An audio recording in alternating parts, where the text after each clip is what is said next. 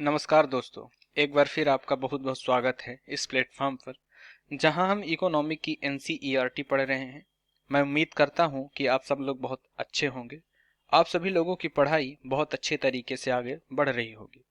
लेकिन एक उम्मीद आपसे और है कि आप लगातार इस सेशन को देख रहे होंगे व जो भी बातें हम आपको समझाने का प्रयास कर रहे हैं उन सभी बातों को आप समझ रहे होंगे। तो चलिए आज की क्लास को शुरू करते हैं और जो जो मुद्दे हैं उनका समाधान करेंगे व एक एक टॉपिक को पढ़ते हुए हम आगे बढ़ेंगे। तो जैसे आज की क्लास का चैप्टर में आपका जो मेन टॉपिक है वो है आधारिक संरचना यानी इंफ्रास्ट्रक्चर। तो सामाजिक और आर्थिक आधारिक संरचना के क्षेत्रों में भारत को कौन कौन सी प्रमुख चुनौतियों का सामना करना पड़ रहा है इसे समझेंगे। आर्थिक विकास में आधारिक संरचना की भूमिका को जानेंगे। आधारिक संरचना में प्रमुख अंग के रूप में ऊर्जा की भूमिका को जानेंगे। ऊर्जा और स्वास्थ्य क्षेत्रों की समस्याएं और संभावनाओं के बारे में जानकारी प्राप्त करेंगे। भारत में स्वास्थ्य की आधारित संरचना के विषय में जानेंगे कि इसमें क्या क्या चुनौतियां हैं, कैसे कितना अ, कितना बदलाव हुआ है, वह इसमें कितने विकास की अभी जरूरत है। तो जैसे कि इसमें दिया गया है आधारिक संरचना, तो इसका मतलब क्या होता है। जैसे हम देखेंगे तो आधारिक संरचना से अभिप्राय उस सहायक संरचना से है जिसमें कृषि, उद्योग, वाणिज्य आदि मुख्य उत्पादन के क्षेत्रों के रूप में विभिन्न प्रकार की सेवाएं प्रदान करता है, जिनका वस्तुओं व सेवाओं के उत्पादन पर प्रत्यक्ष व अप्रत्यक्ष प्रभाव पड़ता है। तो ये आपका आधारिक संरचना का एक तरह से मतलब हो गया। तो आधारिक संरचना में औद्योगिक व कृषि उत्पादन, घरेलू व विदेशी व्यापार और वाणिज्य के प्रमुख क्षेत्र के सहयोगी सेवाएं उपलब्ध कराता है। इसमें से जैसे आपने देखा कि सड़क, रेल, बंदरगाह, हवाई अड्डे, बांध, बिजली घर, तेल पाइपलाइन, दूरसंचार सुविधाएं, स्वास्थ्य व्यवस्था, सफाई, पेयजल और बैंक, बीमा, अन्य वित्तीय संस्थाएं, मुद्रा प्रणाली आदि इसमें शामिल होती है। इनमें से कुछ सुविधाओं का प्रत्यक्ष प्रभाव वस्तुओं और सेवाओं के उत्पादन पर पड़ता है, जबकि कुछ अन्य अर्थव्यवस्था के सामाजिक क्षेत्रों के निर्माण में अप्रत्यक्ष रूप से भी सहायक होते हैं। कुछ लोग आधारिक संरचनाओं को जैसे दो श्रेणियों में बांटते हैं। पहले में आता है आपका सामाजिक आर्थिक आधारिक संरचना और दूसरा होता है आर्थिक आधारिक संरचना। तो सामाजिक आर्थिक आधारित संरचना के मतलब में इसमें क्या होता है कि आर्थिक आधारित संरचना जैसे हो गई, इसमें तीन प्रकार के होते हैं, जैसे ऊर्जा, दूरसंचार, यातायात। या प्रत्यक्ष रूप से उत्पाद व लोगों के विकास में भी सहायक होते हैं। जैसे आर्थिक आधारित संरचना पुराने उपयोग से वस्तुकला में वृद्धि होती है, जिसके कारण उत्पादन लागत कम हो जाती है। ये चट्टानों के भौतिक भंडार भी होते हैं। तो आर्थिक संरचना का सार जैसे क्या है कि वह सुविधा जो सेवा और जो किसी देश के विकास में महत्वपूर्ण भूमिका निभाती है उसे आर्थिक आधारित संरचना कहते हैं। इसके अंतर्गत देश में सम्मिलित सेवाएं यथा ऊर्जा, परिवहन, गैजेट, डिजिटल प्रणाली आदि भी शामिल है। किसी भी देश का आर्थिक आर्थिक आर्थिक उसका जो विकास होता है वो आर्थिक आधारित संरचना पर ही निर्भर होता है। उस देश की समृद्धि के भी वो अनुपात के समान होती है। तो इस तरह ये आर्थिक आधारित संरचना हो गया। और सामाजिक आधारित संरचना से तात्पर्य जैसे आपका हो गया, तो सामाजिक आधारित संरचना में इसमें स्वास्थ्य, शिक्षा, नागरिक सुविधाएं आदि सम्मिलित होती हैं। यह प्रमुख रूप से उत्पादन में सहायक होते हैं। इसमें मानव संसाधन की गुणवत्ता व कौशल में सुधार होता है। इसी प्रकार मानव रचनाकार का निर्माण भी होता है। ये जब सब होता है सामाजिक आर्थिक संरचना।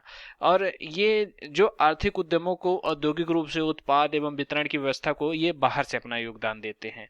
ये सेवाएं उद्योग के लिए एक महत्वपूर्ण सहायक ढांचे का निर्माण करते हैं। इसके घटक में आपने देखा शिक्षा, प्रशिक्षण एवं अनुसंधान, स्वास्थ्य हो गया, आवास हो गया, नागरिक सुविधाएं हो गई और सार्वजनिक वितरण प्रणाली हो गया।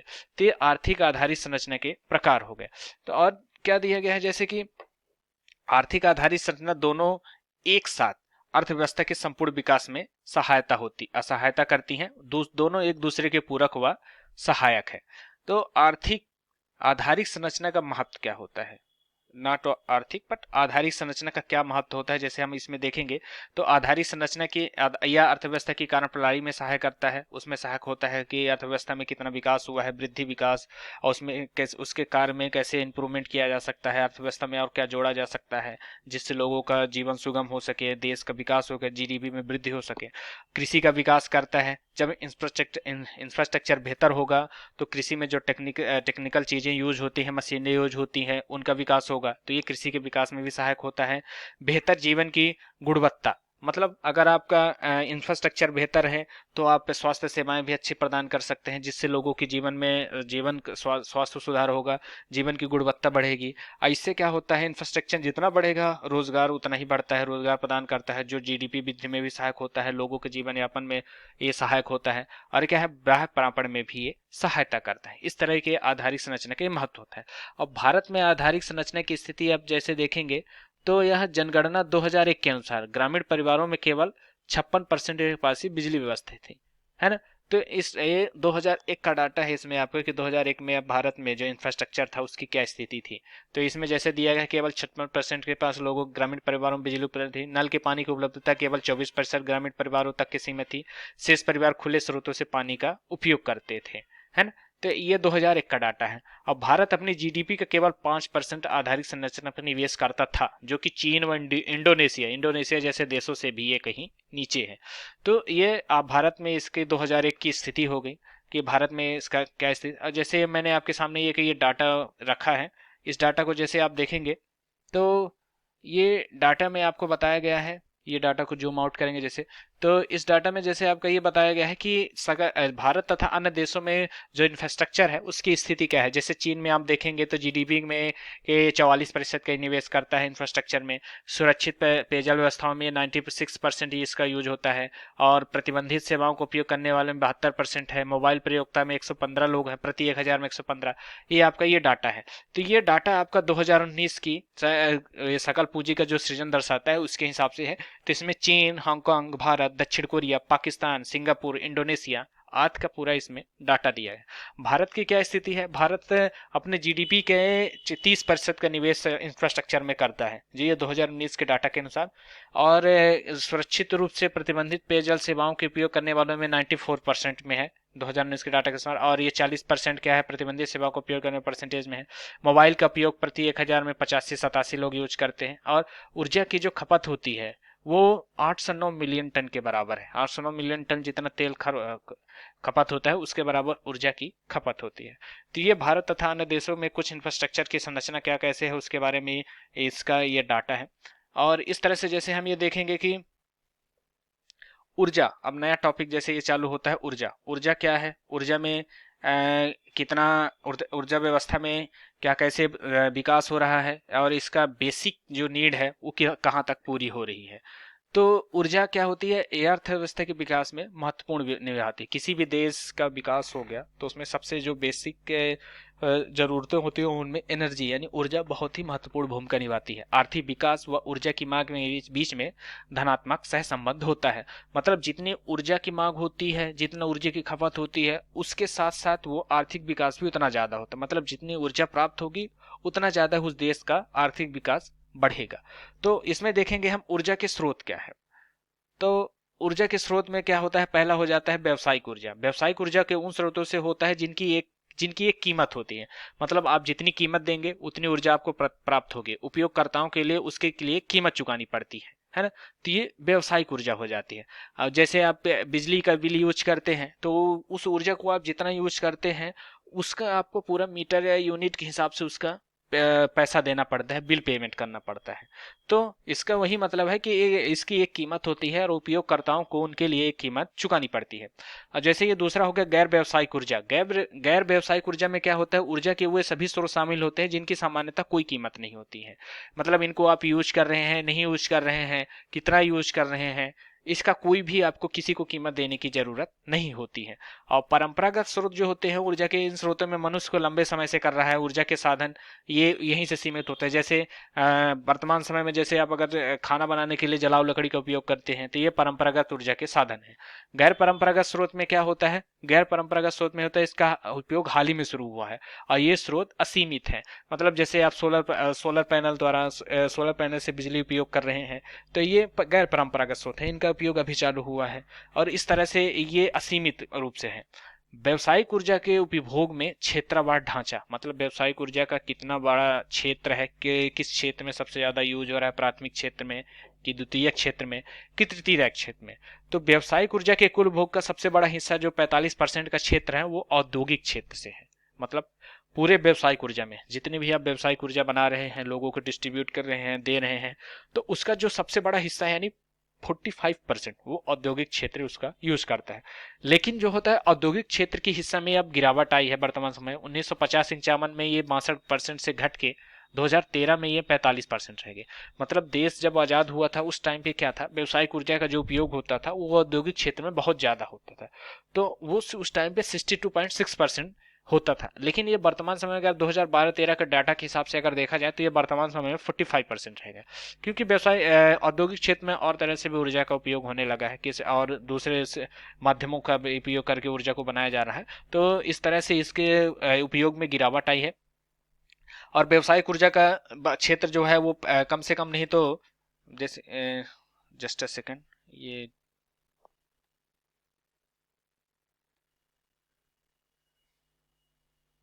हाँ, तो पारिवारिक क्षेत्र में जो इसका यूज किया जाता है, कितना यूज किया जाता है, तो परिवार में आपका ये 22% यूज किया जाता है। कृषि क्षेत्र में 18%। ये सब विद्युत के उपयोग में निरंतर भी मतलब जैसे देखा जाए तो परिवार में, पारिवारिक क्षेत्र में आप जो घर परिवार घरों में यूज होती है व्यवसायिक ऊर्जा, उसका वो 22% और कृषि क्षेत्र में 18%। और ये दिनों दिन लगातार बढ़ रही है, मतलब ये घट नहीं रही है, ये बढ़ रही है।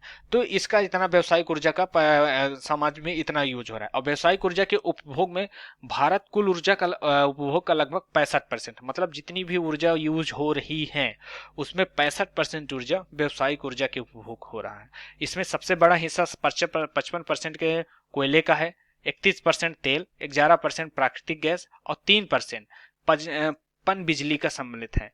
ये क्या बोलते हैं आपका, इसके द्वारा इतना यूज किया जा रहा है। और दूसरा टॉपिक क्या होगा ये आपका कि शक्ति। शक्ति क्या होती है? शक्ति जो होती है आधारिक संरचना का सबसे महत्वपूर्ण घटक होता है ना। शक्ति के स्रोत में क्या होता है? पहला हो गया आपका तापीय शक्ति जो 71.28% है। पन बिजली यानी हाइड्रो पावर प्रोजेक्ट जो होते हैं, पन बिजली मतलब पानी से जो बिजली बनाई जाती है वो 25% है। और परमाणु शक्ति जो सबसे कम है माने 2.73%। तो ये शक्ति के स्रोत हैं, मतलब जो एनर्जी हो गई, शक्ति हो गई, वो कहाँ से बनती है? तो उसमें तापीय ऊर्जा, यानी तापीय ऊर्जा को आप सीधे तरह से कह सकते हैं जैसे कोयले को जला के जो ऊर्जा प्राप्त की जाती है उदाहरण के तौर पे, तो तापीय शक्ति है। तो वर्तमान समय में भारत में सबसे ज्यादा तापीय शक्ति का उपयोग किया जाता है, यानी 71.28%। इतना ज्यादा तापीय ऊर्जा का उपयोग किया जाता है। और पन बिजली जो वर्तमान हाइड्रो पावर जो अभी चालू हुआ है वर्तमान समय में, मतलब ज्यादा इसका एरिया क्षेत्र नहीं रहा, तो ये 25.99%, इसका सबसे ज्यादा मतलब सेकंड स्थान पे पन बिजली आता है। और परमाणु शक्ति जो कम में भी आपको ज्यादा एनर्जी उपलब्ध करा सकता है, वो उतना भी विकास नहीं हुआ है भारत में, तो ये 2.73% उसका यूज होता है। तो ऊर्जा क्षेत्र के समक्ष क्या क्या चुनौतियां हैं, ऐसी क्या चुनौती है जिनके कारण से लोगों को ऊर्जा नहीं मिल पा रही है, क्या कारण है ना। तो विद्युत उत्पादन की अपर्याप्तता, मतलब विद्युत उत्पादन जो किया जाता है कोयले से किया जाता है, इनसे किया जाता है, आपके पन बिजली से किया जाता है, तो इसका क्या होता है, उसकी अपर्याप्तता है, मतलब उनमें बेहतर इंफ्रास्ट्रक्चर का अभाव है और उसका उत्पादन उतना ज्यादा नहीं हो पा रहा है, जिस कारण से ये ऊर्जा के क्षेत्र में, मतलब ऊर्जा को बढ़ाने के समझ में ये चुनौती प्रदान करता है। और निम्न संयंत्र लोड फैक्टर, निम्न संयंत्र लोड फैक्टर का मतलब ये होता है, जैसे प्लांट लोड फैक्टर क्या होता है, जैसे प्लांट लोड फैक्टर से दिए गए समय में एक विद्युत ऊर्जा संयंत्र द्वारा उत्पादित ऊर्जा और उसकी कुल उत्पादन क्षमता के अनुपात में से काम किया जाता है। मतलब वो संयंत्र कितना ऊर्जा उत्पादित कर चुका है और उसकी कुल क्षमता कितनी है, तो इसे प्लांट लोड फैक्टर कहते हैं। तो ये बिजली विभाग द्वारा इसका डिस्ट्रीब्यूशन की शुरुआत के समय बिजली उत्पादन में कंपनियों को उत्पादन ये सीमित हो गया था, जिसके कारण उनके राजस्व में गिरावट आई, जो ऊर्जा के क्षेत्र में एक चुनौती के रूप में कार्य कर रहा है। और भारत में जो है आधे से अधिक लगभग 53.4% कोयला आधारित विद्युत ऊर्जा संयंत्र मौजूद है। अन्य राज्यों में भी शामिल है। ये श्रेणी लागत में वृद्धि का प्रभावी विद्युत के मूल्य पर करते हैं, जो एक तरह से बहुत ही ज्यादा है। और जनता के सहयोग से अभाव, जैसे ऊर्जा के क्षेत्र में क्या होता है कि लोगों को उतना सहयोग नहीं मिल पाता है। अगर आप जैसे बिजली बोर्डों की हानियों को भी आप देखेंगे तो इसमें क्या होता है, अगर गांव-गांव में आप बिजली वो कर रहे हैं तो उसका मूल्य नहीं चुकाया जाता है। चुनाव के टाइम पे क्या होता है कि उनका बिजली माफ कर दिया जाता है, जिससे क्या होता है बिजली बोर्डों को बहुत ही हानियां होती हैं, उनका उतना राजस्व नहीं मिल पाता है, जिससे उस प्रकार से वो प्रोडक्शन नहीं कर पाता है। तो जिससे क्या होता है विद्युत उत्पादन की अपर्याप्तता भी हो जाती है और क्या होता है जो इसके क्षेत्र में चुनौतियां भी उत्पन्न करता है। और पांचवा हो गया परमाणु शक्ति के विकास में धीमी प्रगति।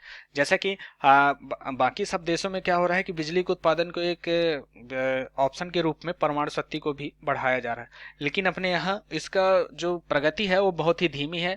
मतलब इसमें कागजी कार्यवाही और अन्य तरह के सेफ्टी मेजर गाइड के हिसाब से ये बहुत ही ज़्यादा धीमे विकास इसका हो रहा है।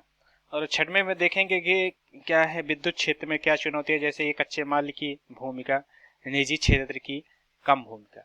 मतलब जो ऊर्जा के उत्पादन में निजी क्षेत्र का जितना योगदान होना चाहिए वो बहुत ही कम है। मतलब निजी क्षेत्र इसमें कोई ज़्यादा अपना योगदान नहीं देना चाहता है, इसमें इन्वेस्टमेंट नहीं करना चाहता, तो एक तरह से एक चुनौती ही है। और कच्चे माल की कमी से कारण ऊर्जा के क्षेत्र में विभिन्न चुनौतियाँ होती।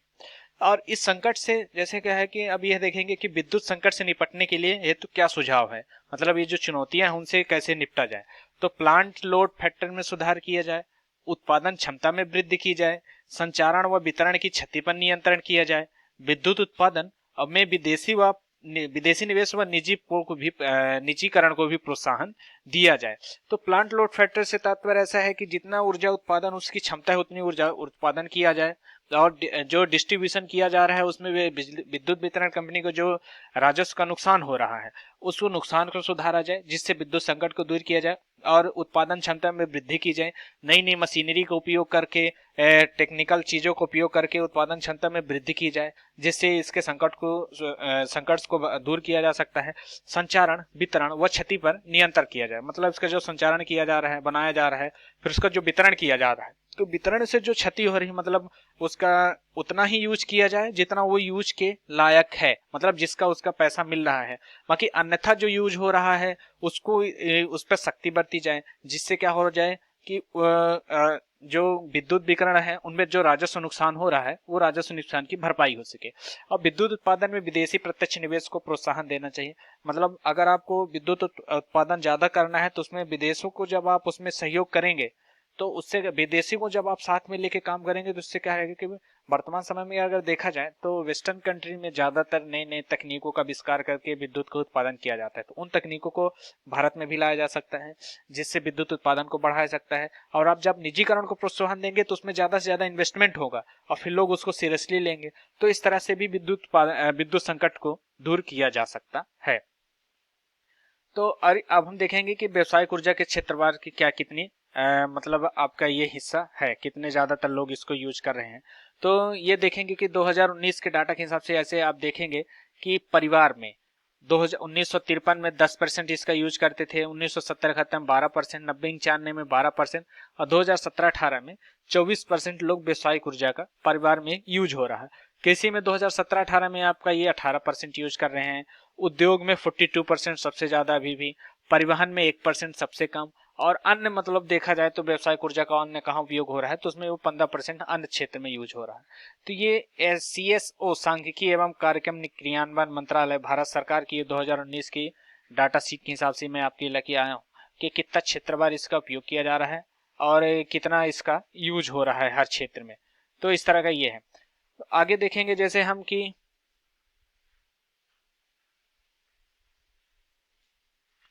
और ये देखेंगे जैसे इसमें आपका दिया हुआ है कि चार्ट जो दिया है ये 8.8 भारत में विद्युत उत्पादन के विभिन्न स्रोत क्या है, ये 2018 का डाटा है। तो इसमें जैसे हम देखेंगे कि उष्मीय जो ऊर्जा है ना, तापीय ऊर्जा जिसे कहेंगे, जिसके कारण आपका जैसे कोयले से जो ऊर्जा प्राप्त होती है, जल से जो ऊर्जा प्राप्त की जाए हाइड्रोलॉजिकल से पावर द्वारा, और परमाणु द्वारा कितनी ऊर्जा प्राप्त की जा रही है, और नवीकरणीय ऊर्जा। तो जैसे हम देखेंगे जलीय ऊर्जा सबसे ज्यादा है, उष्मीय ऊर्जा सॉरी उष्मीय ऊर्जा 82% जो क्षेत्र है इसका पूरा, ये पूरा उष्मीय ऊर्जा का है। और जल ऊर्जा का है अगर देखा जाए तो इसमें जल ऊर्जा का सिर्फ आपका 8.5% जल ऊर्जा है, और 2.5% जो यूज हो रहा है वो परमाणु ऊर्जा है, और 7% नवीकरणीय ऊर्जा का द्वारा भारत में विद्युत उत्पादन किया जा रहा है। तो इस तरह भी ये आपका डाटा है 2018 का, जिसमें आपको ये देख रहे हैं। और इसका आगे जैसे आप देखेंगे कि अब क्या है नया टॉपिक आपके लिए, और ये नवीकरणीय स्रोतों का उपयोग करके भी विद्युत संकट को दूर किया जाता है। और ये वो बीच में मैंने लगा दिया था। तो नवीकरणीय के द्वारा जब आप क्या करेंगे कि जितना आप जिन साधनों को दोबारा बनाया जा सकता है उनका जब आप उपयोग करके विद्युत ऊर्जा का उसका उपयोग करेंगे तो क्या होगा, इससे पर्यावरण भी क्षति नहीं होगी और कम पैसों में आपको ज्यादा सुविधाएं मिल सकती हैं, जो एक तरह से विद्युत संकट को दूर करने का भी एक प्रकार है। इसमें देखेंगे, अब देखेंगे नया जो टॉपिक चालू हो रहा है आपका, स्वास्थ्य आधारित संरचनाओं की स्थिति। मतलब वर्तमान समय में अपने देश में हेल्थ को लेके क्या कैसे संरचनाएं हैं, उसकी क्या स्थिति है, उसमें कितना बदलाव हो रहा है, कितना विकास हुआ है, वो हम देखेंगे। तो स्वास्थ्य के हिसाब से अगर देखते, संघ सरकार स्वास्थ्य व परिवार कल्याण की केंद्रीय समिति के द्वारा विस्तृत नीतियों और योजनाओं का नियंत्रण करती है। जैसे केंद्र की सरकार होती है तो वो परिवार कल्याण की एक केंद्रीय समिति के द्वारा विभिन्न नीतियां बनाती हैं स्वास्थ्य के लिए, उसकी योजनाएं बनाती है ताकि लोगों को उसका बेहतर परिणाम मिल सके। तो ये संघ सरकार इस तरह से अपना नीतियों का क्रियान्वयन करती है।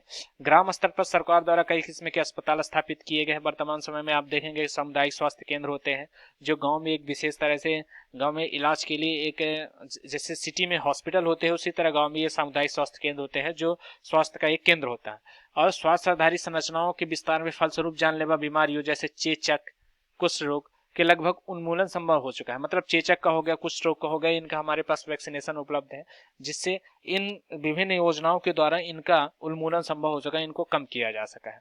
और स्वास्थ्य में निजी क्षेत्र की भूमिका में देखेंगे, जैसे कि भारत में 70% से अधिक अस्पताल निजी क्षेत्र द्वारा संचालित है, जो कि एक तरह से अच्छा आंकड़ा है। और लगभग 60% जो डिस्पेंसरी होती है, दवाई की दुकानें होती हैं, वो निजी क्षेत्र से ही सम्मिलित होती है। मतलब इसको जो ऑपरेट किया जाता है वो निजी क्षेत्र द्वारा किया जाता है।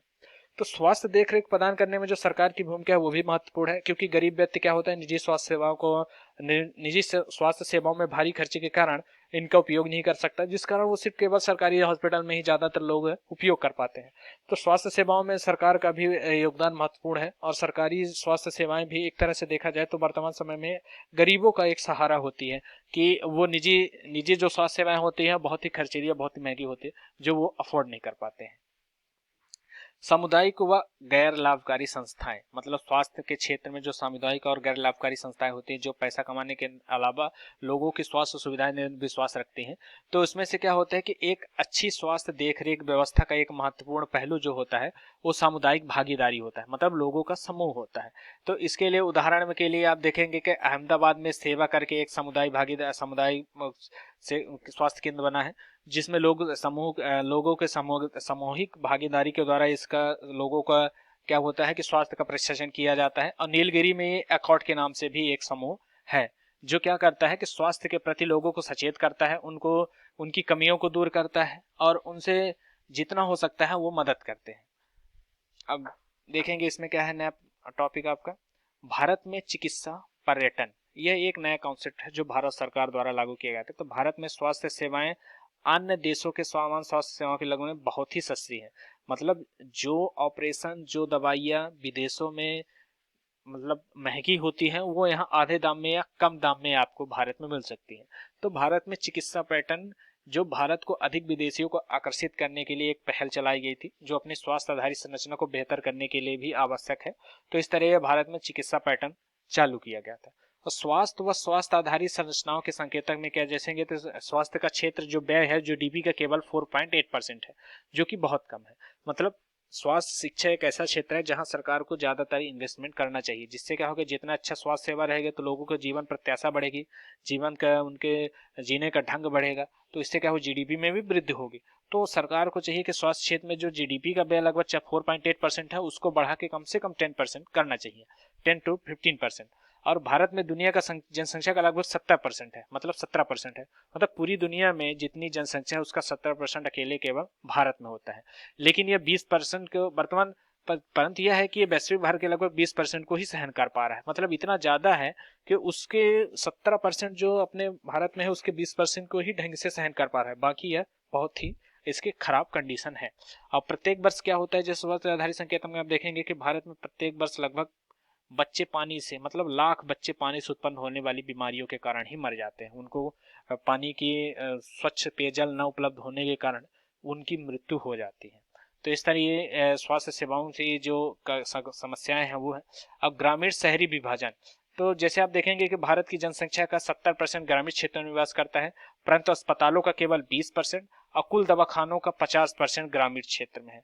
मतलब जितने अस्पताल हैं तो उनमें से केवल 20% ही हॉस्पिटल है जो ग्रामीण क्षेत्र में खुले हैं। मतलब 70% ग्रामीण क्षेत्र में लोग रहते हैं और 70% के लिए केवल 20% ही पूरे देश में जो हॉस्पिटल है वो सरकारी मतलब ग्रामीण क्षेत्रों में, जो एक बहुत ही दुखद घटना है। और दवा खानों का लगभग 50% ही ग्रामीण क्षेत्र में, मतलब जहाँ सॉरी इतनी जनसंख्या निवास कर रही है वहां आपको स्वास्थ्य सुविधाओं को ज्यादा बेहतर इंफ्रास्ट्रक्चर बढ़ाना चाहिए, दवा खानों का ज्यादा हॉस्पिटैलिटी बढ़ाना चाहिए। तो पर बात वर्तमान में देखा जाए तो 50% ही दवा खाने वहां है और केवल 20% ही हॉस्पिटल है। ग्रामीण क्षेत्र में प्राथमिक स्वास्थ्य केंद्र में एक्सरे व खून की सुविधा भी प्रदान नहीं है, जो कि आधारभूत स्वास्थ्य देख रेख का एक अंग है। मतलब वर्तमान समय में अगर देखा जाए तो कोई भी बीमारी आपको कैसे पता चलेगी, वो आपका कि खून की जांच के द्वारा पता चलेगी। लेकिन ग्रामीण क्षेत्र में ये भी जो आधारभूत स्वास्थ्य का अंग है वो तक उपलब्ध नहीं है। ऐसी स्थिति वर्तमान समय में है। अब भारत में नगरीय व ग्रामीण स्वास्थ्य देखरेख में बड़ा विभाजन है। मतलब वही चीज के लिए आपको शहर में भटकना नहीं पड़ेगा, सारी सुविधाएं आपको आसानी से मिल जाएगी, लेकिन आपको जैसे खून की जांच ही कराना है वो आप गांव में नहीं करा सकते, क्योंकि गांव में आपके लिए ये सुविधाएं उपलब्ध नहीं होती। तो इसमें ये बड़ा विभाजन है। और इसमें आप देखेंगे कि स्वास्थ्य में भी आप देखेंगे, जैसे महिला स्वास्थ्य के महिला में तो लिंगानुपात के रूप में जैसे 1995 में 945 से गिरकर 2001 में यह 927 हो गया। मतलब प्रति 1000 पुरुषों में महिलाओं की स्थिति कितनी है, वो वर्तमान समय में धीरे धीरे गिर रहे हैं। यह देश में बढ़ते कन्या भ्रूण की हत्याओं को दर्शाता है। मतलब जितनी कन्या भ्रूण हत्याएं बढ़ रही हैं उसके कारण से ही यह बढ़ रहा है। तो इस तरह से ये मतलब लिंगानुपात की स्थिति है। वर्तमान समय में कुल आयु वर्ग का लगभग आप देखेंगे कि 15 से 49 आयु वर्ग के बीच विवाहित महिलाओं में लगभग 50% से अधिक को इनेमिया है। मतलब वर्तमान समय में बच्चों को मतलब बच्चों में, महिलाओं में इनेमिया की कमी देखी जाती है, खून की कमी देखी जाती है। उसमें से 50% से जो इनेमिया की कमी है अगर देखा जाए तो 15 से 49 वर्ग के आयु वर्ग की महिलाओं के लिए, क्योंकि इनके मासिक अनियमितता की वजह से उनको खान पान का सुविधा नहीं मिल पाती है और उनको बेहतर स्वास्थ्य सुविधाएं न मिल पाने के कारण ये इनेमिया की कमी का जो बना है। तो ये एक बहुत ही बड़ा मतलब लो पॉइंट है अपने स्वास्थ्य सेवाओं का। और निजी सार्वजनिक साझेदारी दवाओं और चिकित्सा दोनों में प्रभावपूर्ण विश्वसनीयता गुण जो है वो गुणवत्ता बहुत सुनिश्चित करना एक तरह से आपका निजी और सार्वजनिक क्षेत्र का मतलब क्या बोल सकते हैं आपकी जरूरतमंद को स्वास्थ्य सेवाएं उपलब्ध कराना दोनों का प्रथम कर्तव्य है, सरकार का भी और निजी क्षेत्र का भी। परंतु वर्तमान में भी कितना भी कोशिश किया जा रहा है, लेकिन वर्तमान में ग्रामीण क्षेत्रों में स्वास्थ्य की हालत खस्ता है। शहरों में भी उतनी सुविधा नहीं है, लेकिन देखा जाए तो शहरों ग्रामीणों के मुकाबले शहरों में पर्याप्त तो सुविधाएं उपलब्ध है। लेकिन ग्रामीण लोगों के बारे में भी ध्यान देने योग्य आपको इतना करना पड़ेगा कि वहाँ गाँव में भी सारी सुविधाएं उपलब्ध करानी। अब जैसे आप ये देखेंगे कि अन्य देशों की तुलना में भारत का क्या स्वास्थ्य सूचकांक है, तो शिशु मृत्यु दर में देखेंगे कि प्रति 1000 जिंदा शिशुओं में 2008 की स्थिति यह है, प्रति 1000 जिंदा शिशुओं में मृत्यु मरे शिशुओं की संख्या, तो भारत में प्रति 1000 में 30 शिशुओं की मृत्यु हो रही है, जबकि उससे कम चीन में हो रही है 7.4, है ना। और पाकिस्तान में अमेरिका में 5.6, श्रीलंका में 6.4। मतलब सबसे ज्यादा प्रति 1000 जिंदा शिशुओं में मृत्यु होने वाले शिशु की संख्या में भारत है, जबकि हमारा पड़ोसी देश श्रीलंका, चाइना, इनमें बहुत ही आंकड़ों में मतलब उनका हम करीब 3 से 4 गुने ज्यादा है। तो एक तरह से ये अपने स्वास्थ्य सेवाओं को लो फाल को दर्शाता है। अब 5 वर्ष से नीचे जो प्रति मृत्यु दर होती है, मतलब 5 वर्ष तक 1000 जिंदा शिशुओं में संख्या जो होती है मरने वालों की संख्या में 36% है। मतलब 36% ऐसे शिशु हैं जो 5 साल तक भी अपनी आयु नहीं जी पाते हैं। चीन में उससे कम 8% है, अमेरिका में 5% है और श्रीलंका में 7.4% है। ये डाटा हो गया। और प्रशिक्षित परिचारिका द्वारा जन्म, मतलब जो आंगनबाड़ी द्वारा होता है, इनके द्वारा जो आंगनबाड़ी सहायक होते हैं इनके द्वारा जो बच्चों का जन्म होता है जो हॉस्पिटल में होता है, अपने भारत में 81.4% है 2016 के आंकड़ों के हिसाब से। चीन में 100% है, अमेरिका में 99% है, श्रीलंका में 99% है। और प्रशिक्षित शिशु डीपीटी में आप देखेंगे कि भारत का ये 89 है। अब कि चाइना में देखा जाए तो सबसे ज्यादा अच्छा है, चाइना का स्कोर हर मामले में सबसे अच्छा है। फिर उससे अमेरिका में देखेंगे और श्रीलंका में देखेंगे 99। और जीडीपी के रूप में कुल स्वास्थ्य में व्यय, सरकारी व्यय की हिस्सेदारी देखेंगे तो स्वास्थ्य क्षेत्र में केवल 2016 में आप 2016 के डाटा के हिसाब से आप देखेंगे कि 3.7% ही जीडीपी का खर्च किया जा रहा है स्वास्थ्य सेवाओं में। अमेरिका में जबकि 5% और चीन में 5%। अमेरिका में आप देखेंगे 17% जो जीडीपी का एक हिस्सा होता है वो स्वास्थ्य सेवाओं में खर्च किया जाता है। और जेब से बाहर व्यय स्वास्थ्य पर वर्तमान व्यय के प्रतिशत के रूप में 65% भारत किया जाता है। मतलब जेब से जो खर्च हो रहे हैं उसमें 65% स्वास्थ्य के लिए खर्च हो रहे हैं। 36% जो होता है अमेरिका में, चाइना में खर्च हो रहे हैं। 11% अमेरिका में। मतलब वहाँ की स्वास्थ्य सुविधाएं इतनी अच्छी है कि वहाँ ज़्यादा लोगों को खर्च नहीं करना पड़ता अपनी जेब से स्वास्थ्य के लिए, और श्रीलंका में 50%। तो ये विश्व विकास संकेतक 2019 विश्व बैंक वंशिंगटन का ये डाटा है जो आपके सामने मैंने प्रस्तुत किया है। तो इसके हिसाब से ये जो स्वास्थ्य का सूचकांक है वो क्या है। और आप देखेंगे जैसे भारत में सार्वजनिक स्वास्थ्य संरचना सेवाएं, सरकारी अस्पताल 1951 में 2694 थे, 1981 में जो थे 6805, यानी 6805 बढ़ के 6805 हुए, और 2000 में ये हो गए 15888। 2018 के डाटा के हिसाब से आप देखेंगे तो ये करीब 25,778 इतने ज़्यादा मतलब सरकारी हॉस्पिटल मतलब सरकार द्वारा खोले जा चुके हैं। और इसी तरह आप सरकारी अस्पताल में देखेंगे तो वर्तमान में इसकी स्थिति कितनी है, 7,13,986, और दवाखाना जो है वो 2,27,951 है टोटल। और सार्वजनिक स्वास्थ्य केंद्र आप देखेंगे तो ये 25,743 है। औप केंद्र देखेंगे 1,58,417, इतने ज़्यादा ये मतलब ये भारत में जो सरकारी आंकड़ा है स्वास्थ्य सेवाओं का वो आपके सामने ये दिया गया है। और ये कहाँ से दिया गया है, national commission on micro economics and health, स्वास्थ्य एवं परिवार कल्याण मंत्रालय, भारत सरकार, नई दिल्ली द्वारा ये कई वर्षों के आंकड़े के द्वारा ये आपको प्रदर्शित किया गया है। तो इस तरह से साथियों हमारा आज का ये टॉपिक कंप्लीट होता है। और आपको कैसा लगा आप हमें कमेंट के माध्यम से बताएं तथा दोस्तों को शेयर करें और उनको बताएं कि यहाँ एक इकोनॉमिक का एक सेशन चल रहा है जिससे वो ज्वाइन करें, वो भी लाभान्वित हो और आप भी इससे लाभान्वित हो। तो मिलते हैं कल एक नए टॉपिक के साथ। धन्यवाद।